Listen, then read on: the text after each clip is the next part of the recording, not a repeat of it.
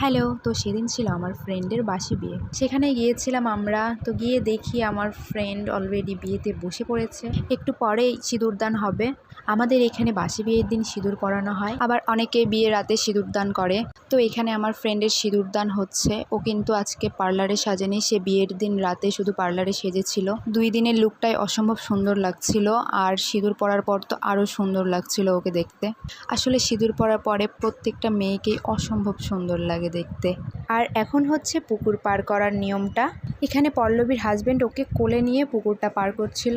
এটা হিন্দু ধর্মের একটা রীতি, যেখানে ছোট একটা পুকুর বানাতে হয় অ্যান্ড হাজব্যান্ড ওয়াইফকে কোলে নিয়ে সেটা পার করে। তো এই রীতি কমপ্লিট হওয়ার পরে এখন হাজব্যান্ড ওয়াইফ দুজনের হাত ধরে কয়েক পাক ঘুরবে এখানে। আমার সঠিক মনে নেই আসলে কয় পাক ঘুরতে হয়। আর এভাবে ঘোরার পর পল্লবীকে আবারও সিঁদুর পরিয়ে দিচ্ছিল তার বর।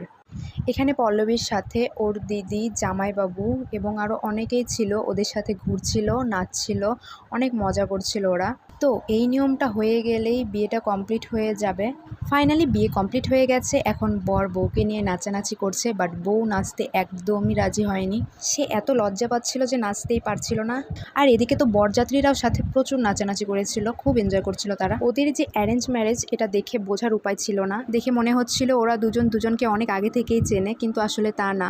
আসলে সত্যি বলতে সবাই আনন্দের মাঝে ছিল, কিন্তু এর মাঝে আমাদের মনে হচ্ছিল যে একটু পরেই তো পল্লবী আমাদের ছেড়ে চলে যাবে অনেক দূরে, আর সেভাবে আমাদের দেখা হবে না, আড্ডা হবে না আগের মতো। তো সেই সময়টা আসলে চলেই আসলো।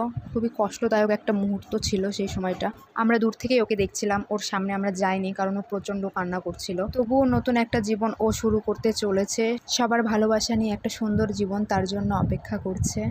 ঈশ্বরের কাছে প্রার্থনা করি ওর নতুন লাইফ যেন অনেক সুন্দরভাবে ও কাটাতে পারে, তার নতুন পরিবারের সকলকে নিয়ে যেন ও খুব খুশি থাকে।